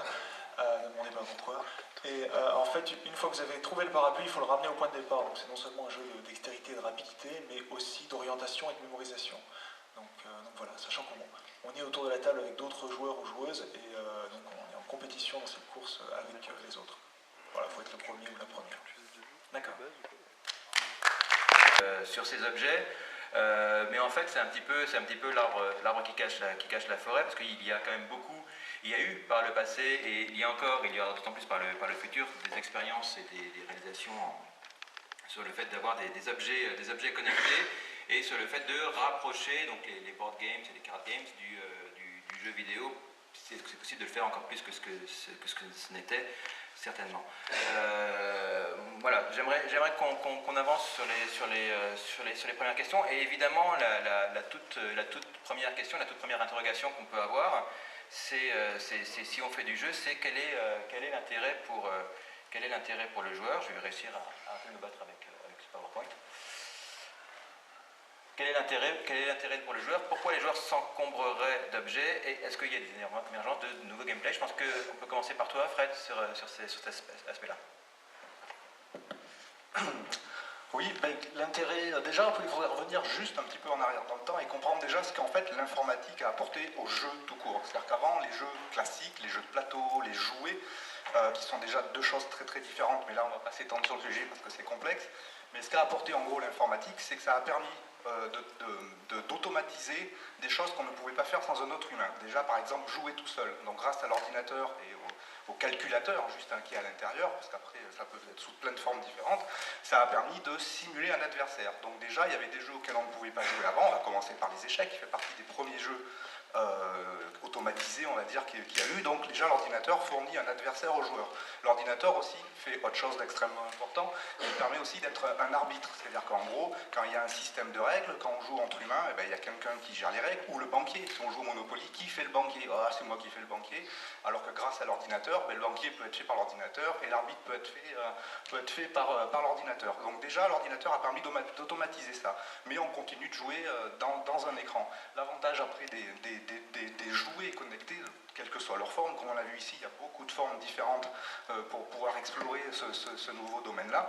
L'intérêt premier de ça, c'est le contact. C'est-à-dire qu'en gros, quel que soit l'ordinateur, quel que soit le système, une console portable, un téléphone, un ordinateur sur un écran, en fait, on est toujours en train de regarder dans un monde. C'est-à-dire qu'en fait, le jeu nous demande de rentrer dans son univers virtuel, nous demande de rentrer dans l'écran, c'est la matrice, et pour pouvoir y jouer. Alors que grâce aux différentes interfaces dont mes collègues ici fournissent plein de solutions différentes, ça permet de sortir le jeu de l'écran et d'un seul coup le jeu rentre dans notre monde. Regardez, imaginez la table ici, les objets qui sont posés dessus, d'un seul coup, même si la table est un écran, il nous représente des décors, l'avantage c'est que ce jeu-là, il est le même pour tout le monde et il est dans notre univers à nous. Ce qui fait que du coup on profite de tous les avantages d'un jeu avec tout le plaisir aussi du contact, de voir ses figurines, de bien voir les figurines des autres, et l'ordinateur dessous, dedans, caché, n'importe où qu'il soit, permet lui après du coup de simuler soit des adversaires ou des règles et de dire ben non, voilà, tu t'es mis comme ça, il se passe tel système. Et donc l'intérêt de ces pièces-là, d'avoir des objets, c'est de pouvoir jouer dans le monde réel avec un côté tactile qui est extrêmement important. Il suffit de regarder, on va redescendre dans nos âges de nos petites enfances. Ce côté tactile des jouets apporte quelque chose qui est extrêmement concret et qui rajoute une dose de plaisir. On va peut-être s'enfoncer un peu plus dans le principe après de pourquoi on a du plaisir à toucher et toutes sortes de choses. Et donc voilà, ça apporte vraiment une nouvelle dimension et ça offre des nouvelles possibilités qui dépassent le côté tout plat des écrans de jeu auxquels on a l'habitude de jouer. Ouais, moi j'ai le sentiment que s'il y a un mot qui se résume, qui peut résumer ce qu'apporte l'objet finalement, au-delà de l'image, c'est le mot immersion. En fait, on a fait, avec notre équipe, on a fait pas mal jouer de monde, des enfants, notamment sur les salons, qui ont compris en 2 secondes le gameplay sans même qu'on explique quoi que ce soit, parce qu'ils ont manipulé l'objet. On a même fait jouer des profils très très éloignés de ça, on a fait jouer des militaires, des gens qui préparent des missions, ce genre de choses, avec ce genre d'outils. Et en fait, donc de l'enfant de 5 ans au militaire expérimenté de 45, tous nous disent en fait, le vrai truc, c'est... ce qu'empêche d'ailleurs un peu l'écran tactile de la même façon, c'est qui est un peu bloquant. Là enfin on a une connexion effectivement et ça permet l'immersion. On peut rentrer effectivement, un peu comme tu dis Frédéric, dans le jeu. Le vrai truc c'est ça. On a enfin, en fait on est des grands singes avec des mains préhensibles, il ne faut pas oublier ça. On est super techno, mais avant tout on est des grands singes, il faut toucher. Et l'immersion en fait c'est ça que ça apporte, on est capé pour ça. Alors c'est vrai que oui, en fait, ça utilise nos périphériques naturels. Un ordinateur, ça a plusieurs périphériques, une imprimante, une souris, un clavier. Mais nous aussi, on a des périphériques, on a des yeux, des mains, des pieds, enfin, plein de choses qui sont vachement mieux en fait. Et les objets permettent vraiment d'utiliser ces vrais périphériques et d'interagir avec l'ordinateur sans avoir un objet encore intermédiaire qui doit faire le lien entre notre communication et ce que va comprendre l'ordinateur. Voilà. Donc c'est vraiment de casser la barrière entre l'ordinateur et l'humain, c'est ça vraiment le plus intéressant. Sinon aussi quelque chose qu'on peut rajouter justement par rapport à cette immersion et à l'accessibilité aussi, c'est que justement on avait une réflexion hier à propos des différences dans l'évolution des jeux entre les jeux des années 80 on va dire pour résumer et les jeux modernes où sur l'écran comme on pouvait afficher moins de choses et qu'on avait moins de couleurs, les parties, les objets qui servaient vraiment au jeu, c'est-à-dire son personnage, les objectifs, les ennemis, les choses à ramasser étaient extrêmement distinguables dans le décor et dans les choses comme ça. Dans les jeux modernes, des fois, on a des jeux extrêmement confus avec plein de décors, plein d'artefacts, plein de ice candies partout dessus. Et des fois, on a un peu de mal à... Des fois, on a un peu de mal, c'est que le jeu est mal fait, mais quand on le fait bien, c'est quand même moins un problème. Mais quand même, ça fait beaucoup de choses sur l'écran. Et l'avantage aussi de sortir les objets manipulables de l'écran fait que d'un seul coup, l'accessibilité et l'interface devient évidente. Ah ben oui, le pion il est ici, je me doute bien que c'est avec lui que je vais pouvoir interagir. Donc ça donne aussi une accessibilité et une clarté à l'utilisateur qui est extrêmement intéressante, surtout dans les jeux modernes qui sont beaucoup plus complexes qu'avant. Oui, tout à fait. Puis aussi un côté un peu social, étant donné que quand on se retrouve autour d'un jeu, on partage quelque chose ensemble, physiquement parlant. Donc quand on est devant une partie de WoW et qu'on discute avec un pote, c'est un peu pareil. Mais là, le côté physique apporte vraiment, on va dire, tout ce qui manque parfois dans certains jeux. Le fait de pouvoir donner un jeu physiquement à quelqu'un, c'est pas comme donner un CD ou un DVD. Voilà, on donne l'objet physique qui va permettre d'avoir une expérience et ça c'est important. En fait c'est du social, du vrai social en fait, du vrai réseau social, pardon. Et tu as complètement raison. Et en plus, pour même enfoncer encore le clou, il se passe aussi quelque chose d'assez extraordinaire qui existait complètement dans les jeux de société et qu'on a un peu oublié tous en se perdant dans les jeux sur écran ou les jeux en ligne, c'est que les joueurs se regardent. Et ça aussi, c'est quelque chose aussi qui quelque part s'est perdu, parce que même quand on joue ensemble à un jeu, alors oui, c'est quand même une expérience commune, une expérience qui peut être très sociale si c'est un jeu en réseau, mais en fait on regarde l'écran. Alors que l'avantage quand on matérialise les éléments du jeu, c'est que déjà on se regarde beaucoup plus et il y a encore beaucoup plus d'interactions sociales qui se passent entre les humains. Donc si je comprends, c'est que le jeu, l'humain est remis au centre du jeu et le jeu ou le jouet en tant que tel devient en fait accessoire à leur partie. On revient presque à des... C'est les futurs jeux des cours d'école en fait, tous ces objets connectés qui vont permettre d'être collectionnés, échangés, touchés, regardés. Après, au niveau marketing, c'est assez malin parce qu'on voit avec Skylanders, c'est en même temps un jouet et en même temps un jeu qui va un petit peu plus loin. Ces jouets, on peut les échanger, on peut les décliner, on peut en faire plusieurs versions. Donc je pense que ça fait aussi partie du succès, effectivement, de ce genre de produit, quoi. En fait, je pense que l'idée, c'est de prendre le meilleur des deux mondes. Il n'y a pas quelque chose qui serait bien ou qui serait mal. Le jeu vidéo apporte plein de choses super sympas. Le jeu, le jouet apporte aussi. Je pense que ce genre de merge, là, de mélange, on prend exactement le meilleur des deux, en fait. C'est vraiment effectif. Et Simon, avec vos petits objets là qu'on a vus à l'écran tout à l'heure, est-ce que vous avez pensé éventuellement à une fonction de collectionnite qui soit un petit peu brandés les uns les autres, ou ils sont juste des interfaces? Non, pour le coup, c'est juste des interfaces. On n'est pas les créateurs des cubes ni les constructeurs. Le but était plutôt d'utiliser cet objet-là pour créer une expérience intéressante. On voulait une expérience multijoueur locale. Parce que cette idée justement de revenir, on est autour d'une table, on est autour d'un verre, autour de quelque chose comme ça.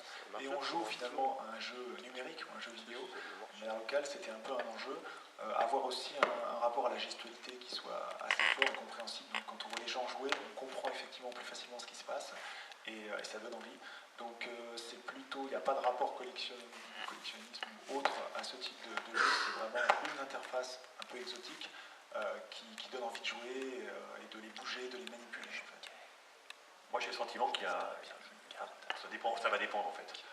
Quand on fait des tags qui vont dans des figurines, enfin Skylander c'est l'exemple type, hein. C'est la collectionnite aiguë. Je crois qu'il y avait 45 figurines, en moyenne les joueurs ont 8 ou 10 figurines quand ils achètent le jeu. 10 € chacune. Ouais, 10 € chacune. Nous on a, dans les Top Techno, on intéresse des gens qui font du Warhammer, des jeux de plateau avec des figurines, etc. Des gens qui payent beaucoup. Ces gens-là sont structurellement dans la collectionnite, enfin, ils adorent acheter de nouvelles figurines, etc. Donc en fait j'ai l'impression qu'il peut y avoir des gens qui vont acheter ça pour avoir 2 pattes pour jouer à Air-Hockey, et puis c'est tout. Puis des gens qui vont vouloir faire des figurines. C'est pas pareil, ils sont adaptés pour passer, c'est plus long. Mais Infinity Wars, il est bien. Ouais. Pose des questions. T'as moins de spontanéité et tout. Ils jouent sur PC Donc on me dit qu'il serait intéressant de poser des questions sur chacune des sections. Donc je devais rapporter la femme, vous avez rapporté la femme, effectivement, oui, on peut faire ça. C'est une sorte de pérennité du plaisir, un symbole du plaisir qu'il compose sur son étagère comme un trophée, comme n'importe quoi. En gros, c'est un peu comme les jouets d'enfants et on retrouve toutes ces choses-là. C'est des jouets qui sont chargés d'émotions, chargés de plein de valeurs différentes. Effectivement, et ça garde sa valeur, c'est-à-dire qu'un jeu que j'ai acheté en téléchargement, même quelques centimes, finalement il perd sa valeur immédiatement à partir du moment où j'ai acheté, vu qu'il m'appartient à moi tout seul, alors qu'un jouet, je peux le donner à quelqu'un, le revendre, enfin voilà, ça garde une valeur intrinsèque. Il y a ça aussi, Julien. Donc c'est parfait, le temps de micro a permis de rentrer dans le sujet que je voulais aborder, c'était la question de la valeur. Parce qu'aujourd'hui, la vraie problématique dans le secteur du jeu vidéo, c'est celle de la valeur du jeu. Et on voit sur les écosystèmes mobiles, par exemple, il y a une destruction complète de la valeur. On est sur un marché où les joueurs n'ont plus acheté de jeux ou dépensé très peu d'argent. Et on a quand même le sentiment qu'avec les jeux que vous proposez, et avec Skylanders et même l'initiative de Disney, il y a un retour finalement de la valeur parce qu'on achète quelque chose de physique et que dans nos sociétés, on a plus l'habitude d'acheter quelque chose qui se touche, qui se voit, qui s'appréhende, que du dématérialisé. Donc je voudrais avoir votre avis là-dessus. Est-ce que c'est aussi un moyen, en termes de business, pour vous, que de remettre de la valeur dans un écosystème qui est en train de fondre comme neige au soleil? Alors pour notre part complètement, enfin, c'est vraiment le cœur du problème. On se rend compte en fait sur la majorité d'utilisateurs, par exemple sur support mobile, préféraient mourir que de dépenser 20 centimes sur Candy Crush, alors que finalement c'est quand même un jeu avec une expérience, etc. À côté de ça, il y a des jeux AAA à 70-80 €. On a vraiment toute une attitude. Et après on se rend compte, enfin en tout cas nous de notre expérience, on se rend compte qu'avec un produit physique qui est vendu, donc là collectionné en plus, la barrière financière saute complètement. On a des gens qui dépensent 500-600 €, donc on est complètement en dehors du scope d'un panier moyen sur un jeu. Et ça permet vraiment de débloquer tout à coup la valeur du produit, parce que c'est pas quelque chose que j'ai téléchargé qui n'a pas de valeur. C'est même pas trop une boîte qui je sais, dans 2 mois va perdre 90% de sa valeur dans les bacs. C'est vraiment un objet que j'ai acheté, une petite figurine Skylanders, voilà, je peux derrière, je sais que ça vaut quelque chose, donc je suis prêt à l'acheter cher. C'est un petit peu ça, ouais. Ouais, je pense qu'effectivement, il y a une compréhension de l'humain, de payer quelque chose qui touche qui est naturel et pas de choses qui ne touchent pas. Nous on le voit, en fait, notre métier c'est de vendre la technologie sous licence à des grands noms du jeu vidéo, du jouet, etc. Donc on vend des tags d'un côté, la surface de détection qui va sur l'écran et puis le SDK. Les gens comprennent qu'ils peuvent payer des licences sur les tags. Alors la licence sur le SDK c'est du soft, quoi, donc c'est gratuit, structuré. Et en fait ils appliquent finalement avec nous ce que les clients appliqueront quand ils achèteront les produits, quoi. Ils paieront pour les figurines, ils paieront plus pour le jeu qui va avec. Il y a aussi une autre composante, pour finir de répondre à Julien aussi, qui est importante, c'est la protection. Le logiciel, c'est-à-dire qu'un logiciel, ça se copie. D'ailleurs, on se demande pourquoi on fait des protections. Pourquoi ça ne se copierait pas un logiciel, puisque de toute façon c'est immatériel, c'est pas volé. Si on le reproduit, on l'a pas volé. Donc je ne vais pas rentrer dans les histoires de piratage et la complexité qui va autour de ça, mais là tout simplement, à partir du moment où il y a un objet qui est matérialisé, eh bien, le soft il peut être copié à volonté, téléchargé à volonté, puisque le support, l'objet, les cartes, les figurines, sont de toute façon l'élément obligatoire pour pouvoir jouer à ce jeu-là. Donc fini les histoires de problèmes de protection, c'est intrinsèque. Okay. Ouais, en fait, demain, j'aimerais bien que tu reviennes à la slide précédente. Qu'est-ce qu'on va les vendre en ligne avec un magasin d'expédition, et donc il faut gérer tout un système de livraison. Quels sont les débouchés potentiels pour des studios qui voudraient s'y lancer? Et je rebondis sur une phrase que tu viens de dire, c'est que tu dis on vend à des grands noms du jeu vidéo les figurines, le SDK et le tableau. Est-ce qu'il n'y a que les grands noms du jeu vidéo qui peuvent intervenir dans ce domaine-là? En tout cas, notre constat aujourd'hui. Alors déjà, comment ça se distribue? Il y a des gens comme Activision qui ont montré la voie un petit peu. Ils ont effectivement mis ça dans Toys R Us et à la Fnac, t'en as partout. Et en fait, ils ont trouvé le bon moyen effectivement de distribuer cette espèce de machin hybride entre un jeu vidéo, donc il finit pas forcément, je sais pas, dans les magasins chez Micromania, mais qui a fini dans les trucs de jouets. Donc ils ont trouvé le bon débouché. Je pense que c'est une réussite, c'est qu'ils ont su où mettre la figurine pour pas désorienter les gens. Après, nous, on fait de la techno, on ne fait pas vraiment les jeux finis. Mais c'est vrai qu'aujourd'hui, quand on discute avec différents acteurs, on a discuté avec des petits studios puis des gros, pour mettre en place un produit, justement, il y a du physique, il faut savoir produire, il faut pouvoir produire, il faut avoir ce qu'on appelle un besoin de fonds de roulement pour faire un stock, quoi, grosso modo. Et donc il faut avoir un besoin un petit peu solide. Et c'est vrai qu'aujourd'hui, les gens qui répondent plus favorablement à l'intégration de la technologie dans leurs produits, ce sont plutôt les gros studios de jeux vidéo et de jouets d'ailleurs. Ces deux mondes-là se rapprochent. Enfin, nous, on travaille plutôt avec ces grands-là, plutôt effectivement aux États-Unis ou ce genre de choses.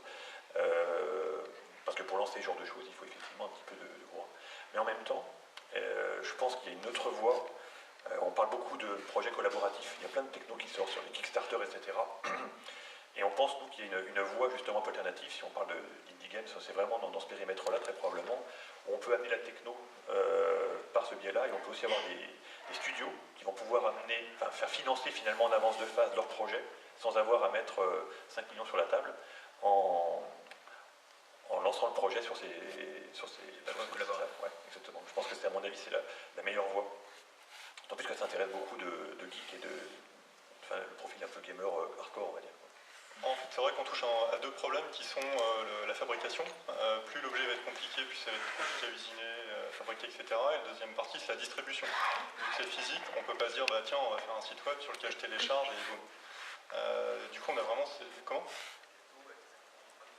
imprimante 3D, ouais, ça arrive. Et donc, on a vraiment ces deux problèmes directement, quoi. En fait, je pense qu'effectivement, on parle d'imprimante 3D. Nous, on a des figurines faites en imprimante 3D, mais c'est pas encore assez... D'abord, c'est cher, ça reste encore cher pour un petit bonhomme comme ça. Et puis, c'est pas encore assez bien fini. Je pense qu'on n'a pas encore la technologie d'imprimante 3D qui permette de demain dire moi, je me suis acheté mes 50 tags et je les mets dans n'importe quelle figurine que j'imprime à la maison et je télécharge mon jeu, je télécharge mon modèle 3D puis j'imprime. On n'y est pas encore, en fait. Donc aujourd'hui, on va devoir passer par une étape intermédiaire entre ce qu'a fait finalement Activision et Skylander avec une imprimante 3D, un truc au milieu là, qui est une distribution peut-être parallèle par l'achat justement sur des profils, sur des sites de type Kickstarter et Co pour faire la jonction entre les deux mondes. Mais effectivement, demain, c'est l'imprimante 3D. Et justement, donc, Simon, je ne sais pas quelle est la technologie que vous avez derrière vos petits cubes, mais j'ai repéré de travailler éventuellement des petits écrans. Il y a des technologies de ce genre-là, peut-être pas Arduino en tant que tel, mais des technologies de ce genre-là, des agrégés et les encapsuler peut-être dans une boîtière en imprimante. Pour les cubes en question, c'est une technologie propriétaire, il y a un SDK en fait en ligne. Après nous on bosse sous Unity, comme beaucoup d'entre vous je pense. Mais en soi c'est pas spécialement compliqué, quoi. Les constructeurs pour le coup de ce type de matériaux un peu exotiques font de gros efforts pour fournir des outils pour que les développeurs puissent s'en emparer facilement. Dans le cas de Sifteo, c'est extrêmement simple et bien fichu. C'est pas forcément le cas pour tout, mais toutes ces technos exotiques, après, on est, en termes de distribution, on est dépendant du constructeur. Là, pour le coup, c'est comme si on faisait un jeu sur, je sais pas, pour grossir un peu, comme si on faisait un jeu sur mobile, et on passe ensuite par le store du constructeur, en fait. Donc, comme si on passait sur l'Apple Store ou des choses comme ça, il y a un store équivalent pour Sifteo. Mais sinon, en termes de techno, c'est pas forcément compliqué, pour le coup. D'accord. Fred, je sais qu'on en parlait rapidement tout à l'heure, tu t'aimes bien aussi tous ces aspects technologiques, regarder, toucher, créer la technologie en même temps que créer le jeu. C'est après, en fait, c'est compliqué. On n'invente rien en fait. Notre cerveau, il passe son temps à faire des agrégations, à reconnaître des choses et à assembler des patterns. Et en fait, après, les idées qu'on peut avoir, il faut peut-être avoir un esprit plus ou moins créatif après, ça c'est une question de structure, mais on ne fait qu'en gros recoller tous les morceaux de ce qu'on a appris pendant sa vie. Moi j'ai eu beaucoup de chance, j'ai pris des cours d'électronique quand j'étais tout petit parce que j'aimais démonter, bricoler, etc. Et après, je suis tombé dans les jeux vidéo parce que je faisais même des jeux de plateau quand j'étais tout petit, parce que, on va pas rentrer dans le sujet, mais c'est un moyen de communiquer. Et du coup, c'est après tout simplement entre ma passion de bricoler l'électronique, de me fabriquer quelque part mes jouets quand j'étais petit, je me fabriquais des ordinateurs, il y avait des lettres qui clignotaient, ça faisait des sons, et j'étais très content, j'avais mon ordinateur. Quand j'ai découvert un ordinateur après, j'ai basculé complètement dans les jeux en oubliant complètement l'électronique puisque j'allais pas fabriquer les ordinateurs que je faisais. Mais du coup, les idées dans la tête font que ma passion d'électronique et ma passion des jeux vidéo et mes connaissances de jeux vidéo s'imbriquaient naturellement et m'ont automatiquement emmené vers ce mix justement des deux qui permettait de donner des nouvelles possibilités. C'est-à-dire qu'en gros, le dominateur commun de tout ça, c'est fabriquer ses jouets. Donc en fait, le gameplay des jeux vidéo est l'objet du jeu électronique pour fabriquer des nouveaux jouets en fait. Et est-ce que tu vois un débouché commercial à ce que tu fabriques comme ça, ou est-ce que c'est plus pour ton plaisir personnel et l'achievement quoi? Voilà, je ne suis pas fabricant de matériel, donc oui, le prototypage, ça on peut le faire à la maison, hein, c'est maintenant l'électronique est très facilement accessible, on peut faire des choses très très puissantes, c'est des Lego hein, l'électronique, hein, c'est pas très compliqué en fait à l'arrivée. Mais voilà, donc moi je suis un concepteur de jeux, ce qui fait que je peux fabriquer un prototype, que ce soit d'un jeu ou d'un truc électronique, mais je ne suis pas fabricant. Ce qui fait qu'après, je prends aussi, comme avec Ubisoft pour BattleTag, j'ai imaginé ça, mais je passe après par une société d'édition, que ce soit de jeux, de jouets ou de logiciels, pour pouvoir le fabriquer. Donc moi, le côté commercial de ça, c'est le concept, c'est l'idée, c'est la fabrication, enfin la fabrication, l'assistance à la fabrication, mais pas la fabrication elle-même. Donc on est dans des modèles là qui sont différents chacun. Donc voilà. Je pense que c'est un point clé justement. En fait, Arduino, ça permet de faire plein d'explorations. Ça ne permet pas de monter un business model autour. C'est du prototypage chez mécanisme. Et c'est la bonne transition avec ça. C'est après qu'il faut trouver effectivement une mise en place électronique, enfin, en tous les cas du système, qui fait que ça puisse avoir un sens économique et pas se retrouver avec des choses soit qui d'un point de vue usage sont compliquées parce que c'est un assemblage de modules qui sont assemblés mais qui ne sont pas pensés comme un tout. Point numéro 1, donc l'usage, et puis point numéro 2, la réalité économique. C'est qu'à un moment donné, on ne peut pas amener quelque chose qui ne soit pas du tout appréhendable d'un point de vue économique par les utilisateurs, les gens qui vont utiliser. Donc autant on peut admettre un prototype comme ça qui fonctionne, qui a un certain coût. Si on souhaite transformer ça en produit, il faut clairement passer par une phase, et c'est un petit peu ce que j'ai dit tout à l'heure, c'est-à-dire qu'il faut trouver qui peut produire, ou comment on produit exactement, comment on passe de cette phase de prototypage à la phase industrielle. Et je pense que c'est particulièrement difficile dans le monde du. C'est pour ça que je voudrais s'accrocher sur des locomotives qui permettent de faciliter la transition. En tous les cas, ma conclusion, c'est qu'il faut très probablement arriver à avoir une sorte d'écosystème un petit peu qui soit déjà en place. Comme aujourd'hui, on peut faire plein d'indie parce qu'il y a Unity, il y a ce genre de choses, il faut plein de briques qui permettent à la fin de tout le monde de pouvoir faire quelque chose. Et il manque encore aujourd'hui dans cet univers-là des tas de, je sais pas, d'écrans qui peuvent gérer des objets, des tas de machins, des tas de modules qui permettent qu'à la fin tout le monde puisse développer dessus. Et il faut un parc en fait installé quoi. D'accord, une plateforme qui soit chez les clients finaux. De la même façon qu'il fallait un App Store pour que tout le monde puisse mettre une application, quoi. Il faut ça. Il faut l'équipe. L'école ou même pour les plus grands, hein, c'est pas que pour les enfants. Je pense vraiment que c'est vraiment ce qu'on disait tout à l'heure. On voit l'avènement de toutes les technologies tactiles, mais ça reste tout le temps que sur un plan 2D, c'est-à-dire qu'on est toujours en train de manipuler quelque chose qui est plat. Bon, une carte, c'est plat aussi. Mais là, en fait, je pense que le côté physique et un peu 3 dimensions permet vraiment d'aller un petit peu plus loin dans les usages et la valeur en fait du produit. Et l'immersion, oui, tout à fait. Ouais. Donc quel avenir? On pense que c'est un super avenir, forcément. Mais, Moi, je pense que l'avenir est quand même lié, ce que je disais tout à l'heure, à l'installation d'une base. Il y a un truc qui commence à émerger, donc le marché du PC s'écroule. Il y a un marché un petit peu qui commence à... Je ne parle pas du marché mobile, hein, tout le monde sait que ça marche bien, les tablettes, etc. Mais il y a un marché qui arrive là, qui commence à émerger, ce qu'on appelle les adaptive all-in-one. Ces grosses tablettes qui vont entre 20 et 27 pouces, qui sont une espèce de PC de demain. Et donc il y a des gros acteurs qui poussent là-dessus. Et notre vision, en tout cas sur notre technologie, on pense qu'elle sera d'autant plus déployée et déployable que ce genre de produit va sortir. En fait, on peut fabriquer des écrans interactifs, mais ça marchera 10 fois mieux. On pourra faire Arcos, grosso modo, où on attend que des gros comme Apple, Microsoft, etc. sortent ce genre de grand écran. Et on s'intègre dedans. Et en fait, l'idée, c'est d'être porté par un marché qui vient pour d'autres raisons, et on vient avec des fonctions supplémentaires. On n'a plus après qu'à avoir un écosystème qui vient traiter dessus. Et c'est en fait tout ce qu'on pousse aujourd'hui pour s'assurer qu'on sera présent dans ce genre de choses. Et aujourd'hui, on a des chiffres sur ce marché-là, par exemple, sur ces écrans-là. C'est des choses qui vont rattraper pour regarder le marché des tablettes. Donc, quand on a les projections, c'est en dizaines de millions d'unités par an, ce genre de truc. Et ce sera un bon support. Exactement. Si on s'accroche à ce genre de choses, on se fait emmener par le... Et en fait, c'est ce que je disais tout à l'heure, il faut un écosystème. On ne pourra pas, nous, en tant que start-up, par exemple, arriver à mettre ça en place. Il faut s'accrocher sur des choses existantes. Il faut trouver donc les bons vecteurs qui fait qu'une techno pertinente, elle se diffuse. De la même façon, comme je disais tout à l'heure, qu'il y a plein d'individus qui ont pu faire des tas de jeux sur mobile, parce qu'à un moment donné, il y a quelqu'un qui a créé l'App Store. Sans l'App Store, ou un équivalent chez Android. Enfin, voilà, il faut ce genre de choses. Mais c'est vrai que l'objet physique réconcilie un petit peu l'utilisateur avec le fait d'acheter vraiment un jeu. Absolument. Le côté mobile permet d'ouvrir vachement enfin, tout le monde peut faire un jeu, mais quelque part ça vaut pas grand-chose. Et en fait, il peut se passer, mais ça c'est une vision très personnelle, quand Activision fait Skylander, il fait son truc tout seul, ils ont quand même lâché 60 millions de dollars, donc 30 millions de R&D, 30 millions de marketing. Donc c'est juste un marteau énorme, quoi, boum. Ils ont fait un jeu avec ça, après ils vendent tout leur écosystème. Ce truc-là va décoller en fait lorsqu'on pourra avoir justement tout le monde qui pourra faire quelque chose. C'est pour ça que cette plateforme est super importante, qu'on ait une structure existante pour que tout le monde puisse ensuite faire un écosystème autour de ça.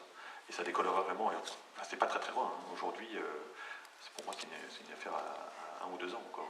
Alors c'est vrai que pour nous, studios indépendants, l'intérêt de ça, c'est d'émerger. C'est-à-dire face à des structures énormes, effectivement, qui ont des dizaines de millions de dollars ou d'euros selon le pays, pour faire un jeu, nous on doit émerger par la technologie, l'innovation, et ça permet d'avoir un petit coup d'avance. Donc demain, refaire un Skylander, bon bah c'est déjà fait, tant pis, il faut faire le truc encore d'après, quoi. Fred, ta vision du futur? En fait, on s'aperçoit que c'est quand même très très varié. Et en fait, on peut parler de la globalité de tout ce qui va être joué connecté, de ce qu'apporte l'électronique là-dedans, etc., mais on s'aperçoit quand même qu'il y a des choses extrêmement différentes entre les écrans qui permettent de sortir les objets, entre la réalité augmentée qui ajoute une immersion, mais l'avantage aussi de ce jeu-là dans les cours d'école, c'est qu'il peut aussi se jouer sans, aussi. Dans le cas des logiciels sur des petits supports un peu variés, là, le problème d'être complètement dépendant du support et de quelque chose d'assez dédié, donc comme disait, il faut une base installée de support pour pouvoir, donc c'est vraiment extrêmement varié, et je pense en fait que le futur c'est pas un problème d'idée, c'est pas un problème d'envie et de choses comme ça, c'est un problème d'adoption du public, c'est-à-dire que, alors c'est moins un problème pour le système de cartes, puisque le principe existe déjà, est déjà compris et accepté largement, mais ça dépendra de qu'est-ce qu'il va émerger, et surtout qu'est-ce que le public, qu'est-ce que les joueurs en l'occurrence, ou même, de toute façon, nous-mêmes, on dépasse le stade des joueurs, là, parce qu'après, il va y avoir des applications militaires, par exemple, c'est pas forcément les plus amusantes. Et donc ça dépendra en fait de à quoi les gens vont adhérer. C'est-à-dire que est-ce que tout le monde va avoir effectivement une tablette comme ça pour pouvoir s'en servir de support de jeu? Est-ce que tout le monde va avoir des petits périphériques comme ça pour pouvoir du coup, faire des logiciels dessus?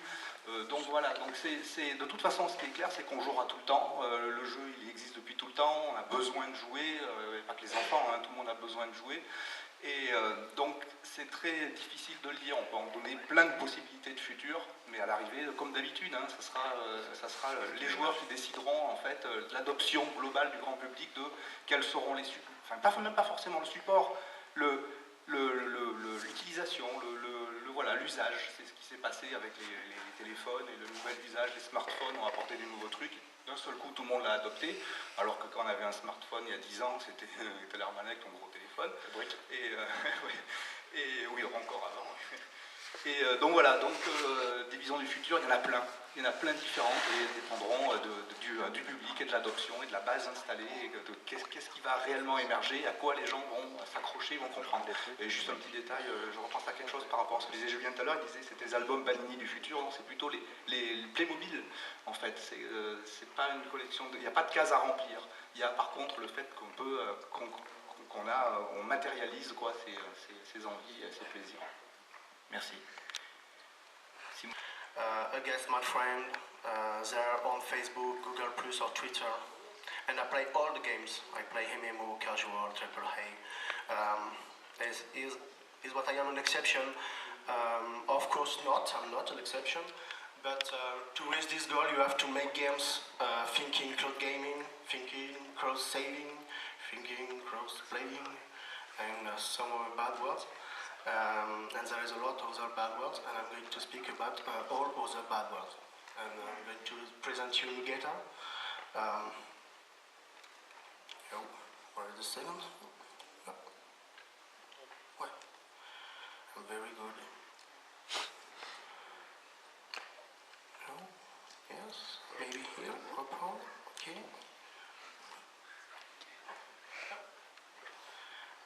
It's my first multiplayer social game. You know Arkanoid? Arkanoid was my first social multiplayer game. I played my session on Amstrad, and when I was the highest score, I called my father. I told him, hey, come on, daddy. I note the score on paper, and Facebook did not exist. The leaderboard either, much less achievement. It was my multiplayer social game dream. After in France came the Minitel. The big French technology, the Minitel. But it was my first game, my first multiplayer social game. Uno, Arkanoid. Thank you. Another game, Infernal Runner. There is no Eric, but it was my first runner. Now there is Temple Run. It's a tribute to Eric Shari. Thanks, Eric, because I think Infernal Runner it was the first social runner.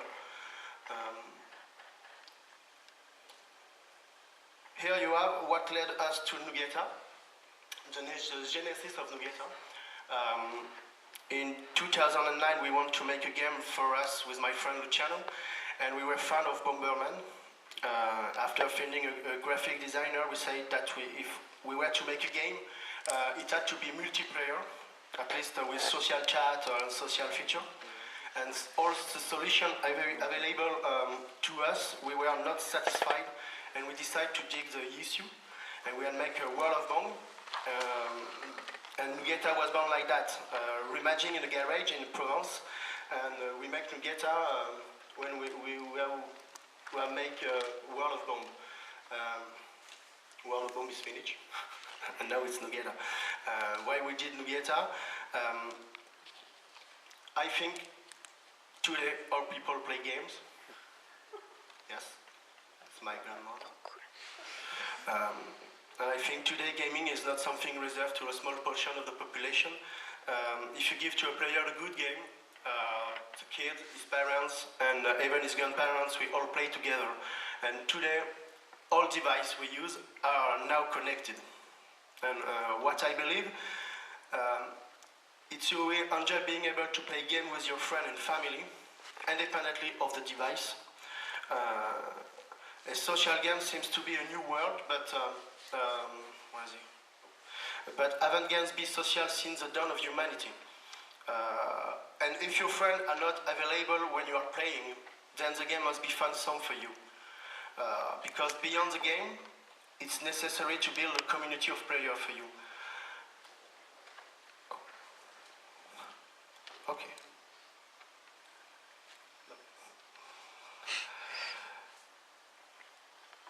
Today, everyone is connected. We live busy life. We don't necessarily have the time to dedicate hours and hours to gaming. And for a lot of us, we would like to enjoy play. No, I explain what you say. No, I will explain. Okay. So, I'm French, okay, it's obvious. We released a game called Blocks That Matter 2 years ago at Swing Samurai. And we made the game, it was our first game. And I think that when we make games, we add some cultural things into it. And I have not seen this thing coming, but when I played the game a few months after, I've seen that we have two characters that are men in the game, and we have female characters, but all the female characters are the enemies, and and it's not something I was aware of when we released the game, but then I think nobody has seen it because we don't have very good criticism in video games, so I don't think every people think about what they see and what is the message that they can see hidden inside the game. But yeah, I think we have made a game that is how to say that is a mistake. Yes, sexist, I think. Yes, and at the end you're not, in fact, sexist. No, I don't think so. Maybe I have some predisposition to be sexist, but I don't want to, but, because I'm a guy, so every guy is sexist. A little bit. Yes, at the end of the game, it's really naive a bit. The big twist is that the enemy is just a child and that it's a girl. That's a very. I think this is a bad twist because you're a girl. That's impossible. A girl in games. So yeah, I think we made a little mistake. It was really naive and it was not intended. But yeah, I think we made a little mistake. Yeah. Okay, let's have a question. The next question for Stefan and Paolo, in fact. So the first one. I have a earlier question. Like, why did you choose that? Like, what was was just like to create a surprise of something? Because it was just the most unexpected thing. The story of the game I had to do to tell that. The two developers are making a new project. Their names are Marcus and Alexei, and they are kidnapped by someone, we don't know who, and we discover at the end that it's just a little girl that wants to play their game before everyone else. So it's quite a flame story, but it was also when I write little things like that. I know that I put something inside. I don't like players that are really impatient, and I think it's obvious. If you see the game design of our games, because we make games that are quite slow and quite frustrating for players that really want to click everywhere. It doesn't work. It doesn't in our game. And yeah, at the end, I have forgotten. I forgot your question. I was curious. Well, if I understand your talk also yesterday, we can define different levels. On the first level is just the immediate message. I mean, so some of your game are spray immediate message. After we can have a message with the image, the music, maybe a more deep message like maybe a movie can have. And we have a third part, third layer on a video game. It's gameplay.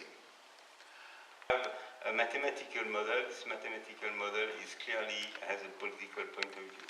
You cannot play SimCity like an increasing without increasing the size of the population, the size of the city. You cannot make a green SimCity. Maybe with the last one, because politics, but I didn't play. I didn't play the last one. But that's one point. It's clear that all games have somebody a point of view on the world, on the story. But this is one thing. The other thing is you have very few political games. Games where you clearly vehicle a message, a point of view, engage, provocative. I don't know why the world of game is so conservative, is so afraid to show, to take point of view, to... if you look to even US blockbuster, vehicle clearly some of them, some political message. And